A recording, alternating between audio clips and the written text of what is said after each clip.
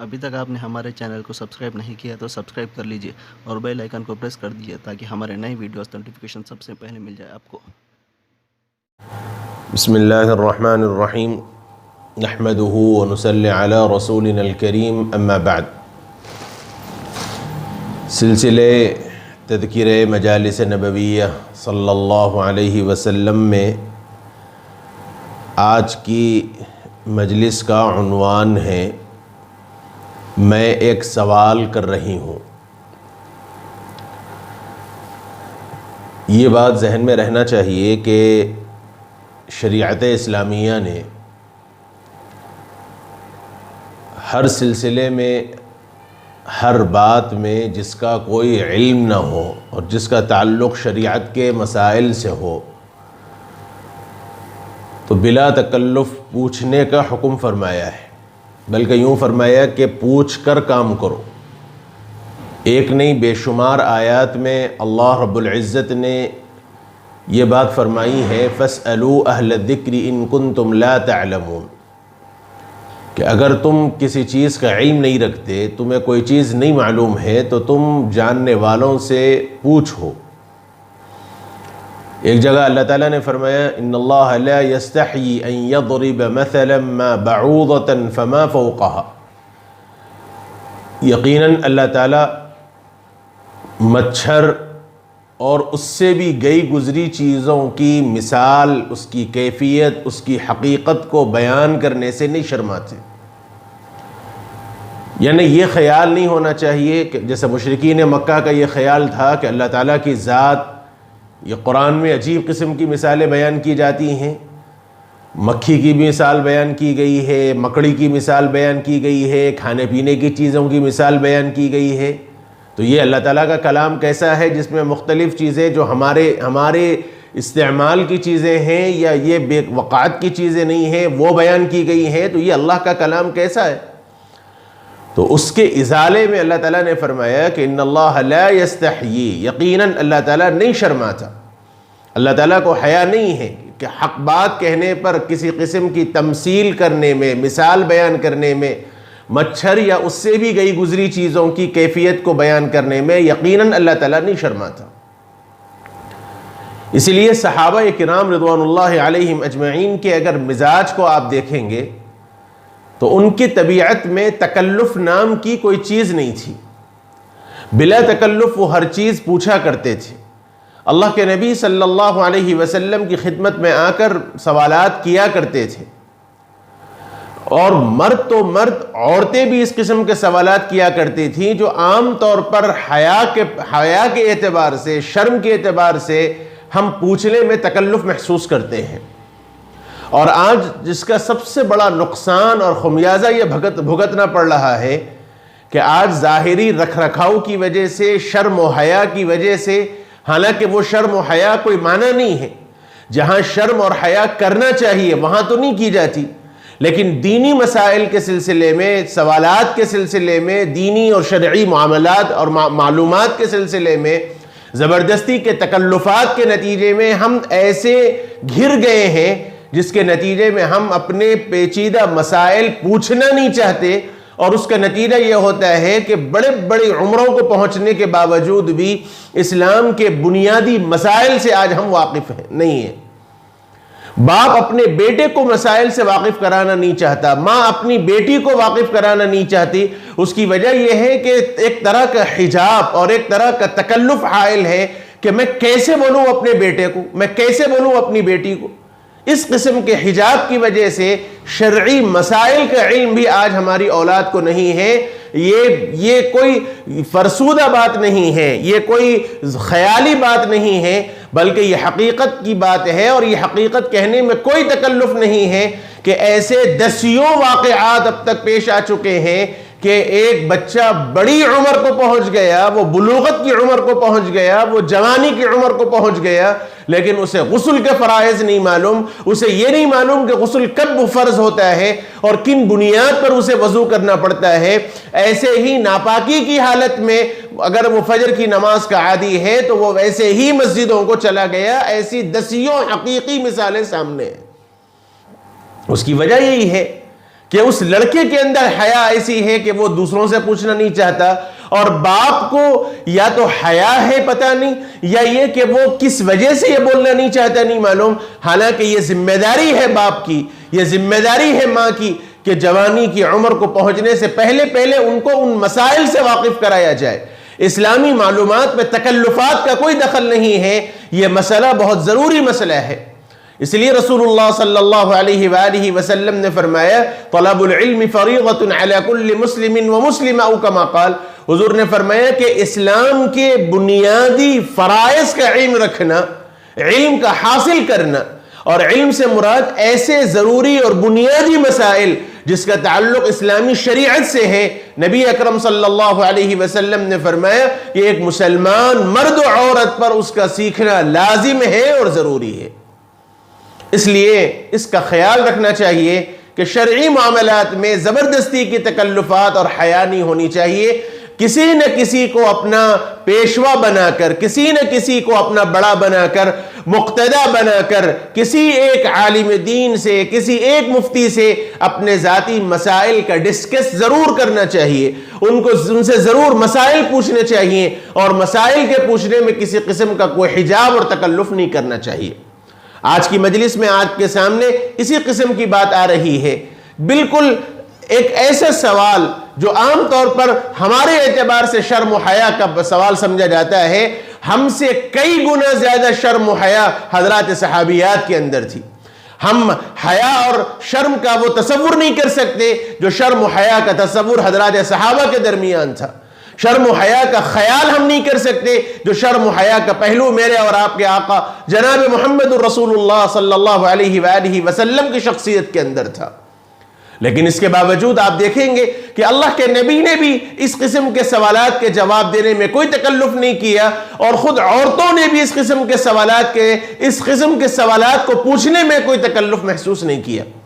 آج کی مجلس کا وہی حاصل ہے جس کا عنوان تھا میں ایک سوال کر رہی ہوں۔ ایک تمہیدی بات آپ کے سامنے آئی۔ صاحب کتاب کہتے ہیں کہ آج حضرت انس بن مالک رضی اللہ عنہ کی والدہ ام سلیم یا ام سلیم، دونوں قسم کی باتیں ہیں، دربار رسالت میں تشریف لائیں۔ گھر میں زوج مطہرہ وہ حضرت ام سلمہ رضی اللہ عنہا بھی موجود تھیں۔ کہنے لگیں اے اللہ کے رسول صلی اللہ علیہ وسلم، اللہ تعالیٰ حق بات کہنے میں شرم نہیں کرتا۔ یہ دیکھیے کتنا زیادہ حضرات صحابیات کا مزاج تھا۔ ایک ایسی بات تھی جو ظاہری اعتبار سے عورت کی حیا کے خلاف تھی، لیکن شرعی مسئلہ معلوم کرنا ضروری تھا، اس لیے آ کر حضور کے سامنے تمہید بھی پوچھی تو یہی بات عرض کی کہ اے اللہ کے رسول، اللہ تعالیٰ حق بات کہنے میں شرم نہیں کرتا، اور ہمارا یقین ہے کہ آپ بھی اللہ کے نبی ہیں اور آپ کی بات بھی اللہ کی بات ہے۔ جب اللہ تعالیٰ حق بات کہنے میں نہیں شرماتا تو دینی مسائل کے سلسلے میں ہمیں بھی آپ سے کوئی تکلف نہیں ہے۔ اور یہاں بھی غور کرنا چاہیے کہ خاتون نے جو سوال کیا اللہ کے نبی صلی اللہ علیہ وسلم کی ازواج مطہرات کی موجودگی میں سوال کیا۔ اس سے پتہ چلا کہ خواتین کو ڈائریکٹ نہیں پوچھنا چاہیے مرد حضرات کو، یہ حجاب کے خلاف ہے۔ ایسے اس قسم کے کوئی سوالات ہیں تو اپنے شوہروں کے ذریعے وہ بات معلوم کرا لے۔ ایک طرح کا حجاب ہونا چاہیے مرد و عورت کے درمیان، غیر مرد کے ساتھ پوچھنے میں بھی تکلف ہونا چاہیے۔ تو وہ تکلف کا خاصہ یہ ہے کہ آپ سوال میں پیچھے نہ ہٹیں، بلکہ وہ سوال اپنے محرم مردوں کے ذریعے کرائیں، اپنے شوہروں سے کرائیں کہ یہ میرا مسئلہ ہے یا کسی خاتون کا یہ مسئلہ ہے، ذرا مفتی صاحب سے آپ یہ مسئلہ معلوم کر کے مجھے بتلا دیں۔ اس قسم کی بات ہونی چاہیے۔ ازواج مطہرات موجود تھیں، حضرت ام سلمہ رضی اللہ عنہا تھیں، اور حضرت انس بن مالک رضی اللہ عنہ کی والدہ ام سلیم آ کر پوچھیں کہ یا رسول اللہ، اللہ تعالیٰ حق بات کہنے میں شرم نہیں کرتا، اس لیے میں آپ سے ایک سوال کر رہی ہوں،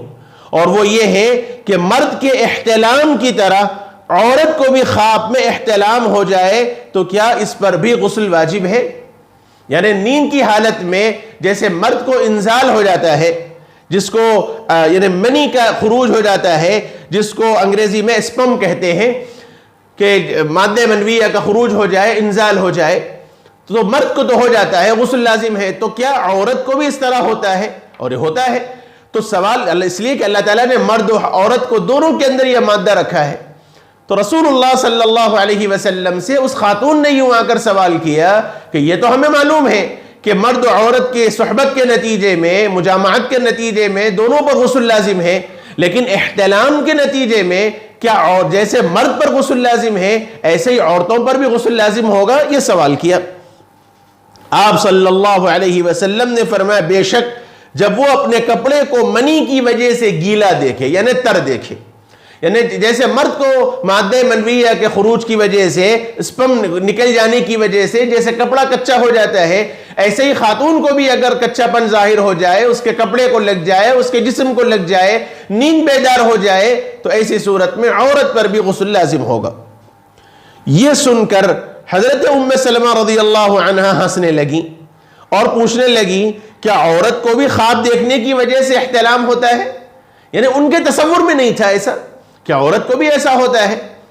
تو اللہ کے نبی صلی اللہ علیہ وسلم نے جواب دیا اگر عورت کی منی نہیں نکلتی تو بچہ پھر ماں کے مشابہ کیوں ہوتا؟ یعنی استقرار حمل کے واسطے، ایک بچہ پیدا ہونے کے واسطے، حمل ٹھہرنے کے واسطے اطباء نے یہ بات فرمائی ہے اور یہ تجربات ہے کہ مرد اور عورت دونوں کا مادہ ایک ساتھ نکلے تبھی حمل قرار پاتا ہے۔ اللہ کے نبی صلی اللہ علیہ وسلم نے حضرت ام سلمہ سے یہی بات فرمائی ہے کہ اگر عورت کو منی نہیں نکلتی، عورت کو اسپم نہیں ہوتا، تو پھر غور کرو کہ اللہ تعالیٰ نے بچے کو کیسے مشابہ کیا۔ بعض بچے باپ کے مشابہ ہوتے ہیں، بعض بچے اور ماں کے مشابہ ہوتے ہیں، اور احادیث میں نبی اکرم صلی اللہ علیہ وسلم نے یہی صراحت فرمائی ہے، کسی مجلس میں انشاءاللہ وہ بات آئے گی مجلس نبوی میں، کہ جس مرد اور عورت میں سے جس کا مادہ غالب ہوگا عام طور پر مشابہت اسی سے ہوتی ہے۔ عورت کا مادہ اگر غالب ہے تو بچہ ماں کے مشابہ ہوتا ہے، مرد کا مادہ اگر غالب ہے تو بچہ باپ کے مشابہ ہوتا ہے۔ تو حضور نے یہی بات فرمائی ہے کہ اگر عورت کو منی نہیں نکلتی تو پھر ماں کے مشابہ بچہ کیسے ہوتا ہے؟ یہ بخاری شریف کی روایت ہے۔ ایسے ہی ایک اور روایت ہے اسی ضمن میں، حضرت علی رضی اللہ عنہ مرد تھے اور اللہ کے نبی صلی اللہ علیہ وسلم کے داماد تھے، لیکن ان کی پریشانی یہ تھی کہ کثرت سے مزی نکلتی تھی جو منی سے پہلے شہوت کے ساتھ خارج ہوتی ہے۔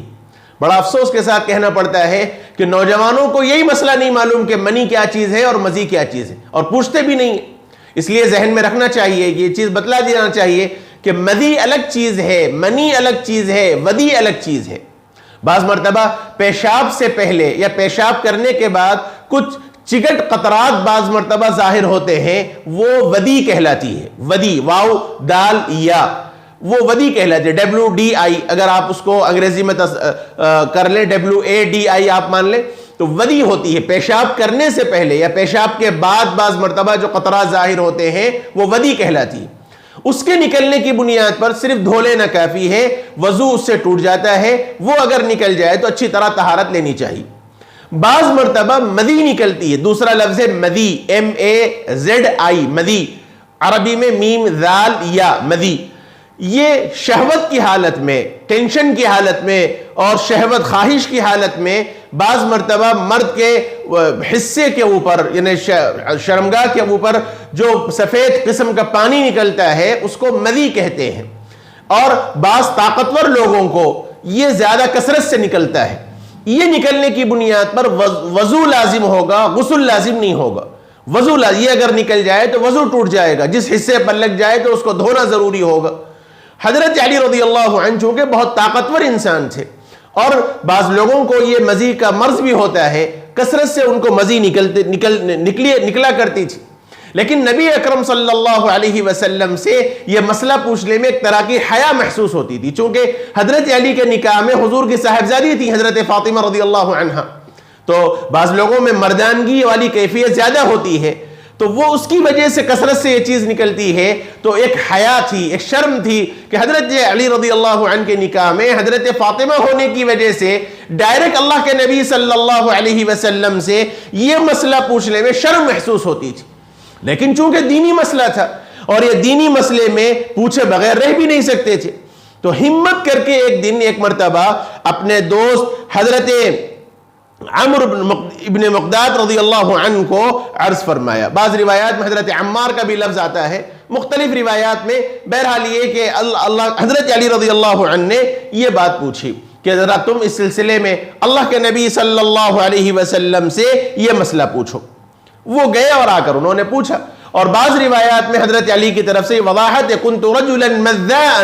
کہ میں کثرت سے مجھے مزی نکلا کرتی تھی اور میں یہ مسئلہ اللہ کے نبی صلی اللہ علیہ وسلم سے پوچھا۔ ممکن ہے حضور سے انہوں نے بھی پوچھا ہو، حضرت مقداد ابن اسود سے بھی پوچھوایا ہو، یا حضرت عمار ابن یاسر سے بھی پوچھنے لگایا ہو، تینوں امکان ہے۔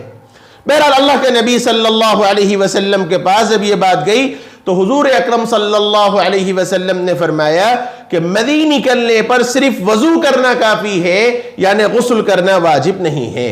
بخاری شریف کی یہ بھی روایت ہے۔ عبداللہ ابن زید رضی اللہ عنہ نے بھی آج حاضر خدمت ہو کر کچھ اسی طرح کا ایک مسئلہ پوچھا کہ بعض اوقات نماز میں ایسا شبہ ہوتا ہے کہ وضو ٹوٹ گیا، یعنی صرف خیال آیا کہ ہوا خارج ہو گئی، ہوا نکل گئی، وضو ٹوٹ گیا، اس قسم کا خیال آتا ہے جس کے نتیجے میں کنفرم نہیں ہوتا کہ وضو واقعتاً ٹوٹا یا نہیں ٹوٹا۔ تو ایسی صورت میں ہمیں کیا کرنا چاہیے؟ رسول اللہ صلی اللہ علیہ وسلم نے جواب میں ارشاد فرمایا جب تک ہوا کے خارج ہونے کی آواز یا بدبو نہ آئے، یعنی جب تک یقین کے ساتھ کوئی چیز سامنے نہ آ جائے کہ میرا وضو ٹوٹ گیا، اس وقت خامخواہ شک میں پڑنے کی ضرورت نہیں ہے، شک کی وجہ سے اپنی نماز کو توڑ لینے کی ضرورت نہیں ہے۔ اللہ کے نبی صلی اللہ علیہ وسلم نے فرمایا تب تک نمازی میں رہنا، نماز نہ توڑنا۔ یہ بھی بخاری شریف کی روایت ہے۔ بعض لوگوں کو شک کی بیماری ہوتی ہے، وضو کرتے ہیں تو کرتے ہی رہتے ہیں کہ میرا یہ ہاتھ دھویا گیا نہیں دھویا گیا، حتیٰ کہ بعض لوگوں کے بارے میں تو ایسا یہاں تک سننے میں آیا کہ وہ جماعت میں آئے نماز پڑھنے کے واسطے اور وضو کرنے بیٹھے تو وضو کرتے کرتے پوری جماعت ہو گئی لیکن ان کا بھی وضو پورا نہیں ہوا۔ یہ بھی ایک شک کی بیماری ہے۔ اللہ کے نبی صلی اللہ علیہ وسلم نے فرمایا خامخواہ شک پڑھنے کی ضرورت نہیں ہے، شک کرنے کی ضرورت نہیں ہے، جب تک کوئی مسئلہ یقین سے ثابت نہ ہو، جب تک کوئی مسئلہ یقین سے ثابت نہ ہو، محض شک کی بنیاد پر فیصلہ کرنے کی ضرورت نہیں ہے۔ بہرحال یہ دو باتیں مجلسیں آج آپ کے سامنے آئی ہیں جس کا خلاصہ اور حاصل یہ ہے کہ اسلامی معلومات میں کسی قسم کا کوئی تکلف اور شرم و حیا نہیں ہونی چاہیے، بلا حجاب دینی مسئلہ ضرور معلوم کرنا چاہیے، لیکن مسئلہ معلوم کرنا چاہیے اور پھر اس کے مطابق عمل کرنا چاہیے۔ اسی لیے میں کہہ رہا ہوں کہ جس عالم دین سے آپ کو ذہنی مناسبت ہو آپ ضرور اس سے مسئلے پوچھیں، مسائل پوچھیں، کوئی تکلف نہ ہو۔ خواتین بھی اپنے مسئلے پوچھیں، لیکن ڈائریکٹ کسی مفتی سے پوچھنے کے بجائے اپنے مرد کو، اپنے محرم رشتہ دار کو آپ پابند کر دیں گے یہ مسئلہ ہے، اپنے اوپر نہیں تو کسی خاتون کے اوپر ڈال کے کہ یہ فلاں خاتون کا مسئلہ ہے، یہ ذرا مفتی صاحب سے آپ مسئلہ معلوم کر کے آپ ہمیں بتلا دیں۔ بہرحال مسائل کے معلوم کرنے میں کوئی تکلف نہیں ہونا چاہیے۔ آج سب سے بڑی بنیادی وجہ جو دین سے ہم غافل ہیں اس کی وجہ یہی ہے کہ یا تو ہم زبردستی کے شرم و حیا میں لگے ہوئے ہیں، یا پوچھنے میں تکلف نہیں کرتے، یا اپنے عقل کی بنیاد پر ہم اپنے فیصلے کر رہے ہیں جس کے نتیجے میں گمراہیوں کے دروازے کھل رہے ہیں، یا شریعت کے مسائل سے ہم واقف نہیں ہیں۔ اس لیے مختلف لوگ چونکہ مسائل پوچھ رہے ہیں اور یہ جو چینل کا جو نمبر ہے اس کے اوپر بھی سوالات آتے رہتے ہیں، خود ڈائریکٹ میرے پرسنل نمبر پر بھی آتے ہیں، اس لیے ہمارے چینل چلانے والوں نے ایک مخصوص نمبر متعین کیا ہے کہ اسی نمبر پر اب آپ اپنے سوالات بھیجیں، البتہ واٹس ایپ کے آڈیو ریکارڈ بھیجیں، چونکہ ریکارڈنگ لکھنے کے نتیجے میں بعض مرتبہ پوچھنے والا کچھ اور پوچھتا ہے اور ہمیں سمجھ میں نہیں آتا، تو آپ ایسا کر لیں، جو نمبر آپ کے ڈسپلے میں بھی ابھی اس وقت آ رہا ہوگا اور سوالات کے واسطے جو نمبر دیا جا رہا ہے یہ نمبر آپ محفوظ کر لیں، اس نمبر کو اوروں تک بھی آپ پہنچائیں، اس پر اپنی آڈیو ریکارڈ آپ واٹس ایپ پہ بھیج دیں، اور واٹس ایپ پہ جب آپ اپنی آڈیو ریکارڈ بھیج دیں گے انشاءاللہ وہ سوالات پھر مجھ تک پہنچا دیے جائیں گے۔ اللہ نے چاہا تو قرآن و حدیث اور فقہ کی روشنی میں اس شرعی سوالات کے جوابات آپ کو اللہ نے چاہا تو پہنچائے جائیں گے۔ اللہ اپنے کرم سے اس سلسلے کو قبول فرمائے۔ وصلی اللہ وسلم وبارک علی نبینا محمد وعلی آلہ وصحبہ اجمعین والحمد للہ رب العالمین۔